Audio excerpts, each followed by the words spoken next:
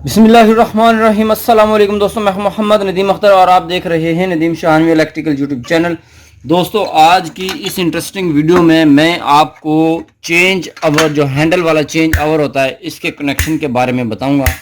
ये change over हमारे पास है 15 एम्पेयर का। ये मार्केट में 15 एम्पेयर से लेकर 63 एम्पेयर तक मौजूद होता है, उससे भी बड़ा मार्केट के अंदर मौजूद होता है। सब चेंज ओवर के कनेक्शन जो होते हैं वो सेम होते हैं। इस चेंज ओवर के कनेक्शन में आपको बताऊंगा, बाकी चेंज ओवर के कनेक्शन भी सेम ही होंगे। जी दोस्तों, ये इसकी शेप कुछ इस तरह से होती है। सेंटर में ये वाला ऑफ होता है, एक सप्लाई नीचे इस्तेमाल होती है। यहाँ पर जी लिखा हुआ, जी का मतलब जनरेटर है और डब्ल्यू का मतलब वापडा है। जी दोस्तों, ये है इसका बाहर का व्यू। 15 एम्पेयर और 500 वोल्ट तक आप इसे इस्तेमाल कर सकते हैं।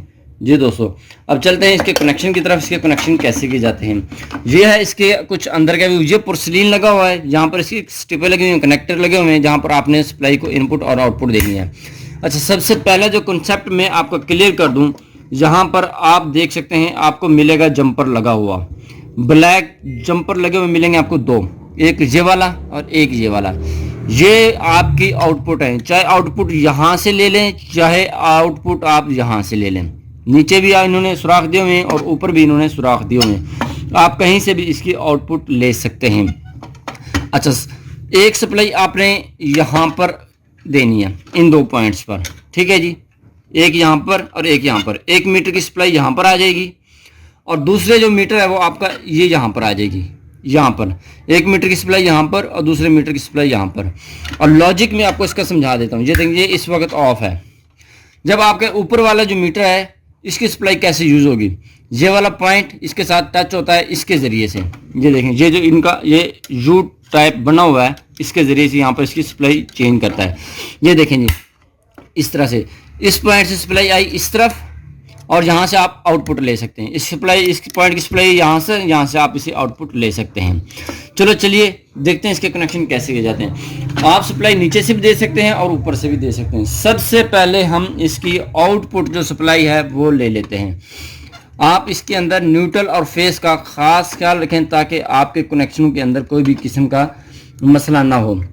समटाइम ये होता है कि आपके घरों के अंदर सिंगल वायरिंग वाला यूपीएस लगा होता है, जब आप उसे यूज़ करते हैं इसके अंदर न्यूट्रल फेस चेंज हो जाता है तो आपकी जो सप्लाई है वो सही नहीं होगी, ठीक है जी। आपका यूपीएस के जितने पॉइंट हैं वो बंद हो जाएंगे। इसलिए ये कह रहा हूँ कि आपने इसके अंदर न्यूट्रल और फेस का ख्याल रखना है। अगर आपने एक सप्लाई की न्यूट्रल यहाँ दिया है तो दूसरी सप्लाई की न्यूट्रल भी आप यहाँ देंगे। अगर आपने फेस यहाँ दिया तो फेस भी यहीं देंगे। ऐसा ना हो कि यहाँ पर आपने फेस दे दिया और यहाँ पर न्यूट्रल दे दिया, तो ये आपकी सप्लाई चेंज नहीं होगी सही।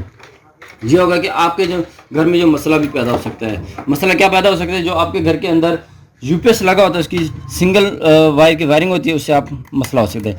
यहाँ पर मैं टेम्परेरी आपको ये इनकी मदद से दिखा रहा हूँ ताकि आपको टाइम वेस्ट ना हो सके, वीडियो लंबी ना हो सके। एक सप्लाई हमने यहाँ पर लगा दी है और दूसरी सप्लाई जो है हम लगा देते हैं यहाँ पर।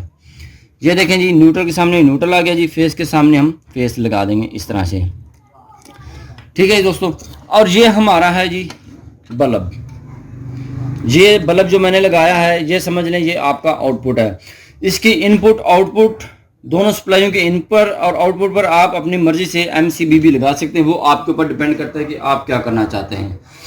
जी दोस्तों, जैसे कि आप देख रहे हैं सेंटर में ये है ऑफ कंडीशन में आपका बल्ब भी इस वक्त ऑफ है। दोनों सप्लाइयाँ मैंने कनेक्ट की हुई हैं।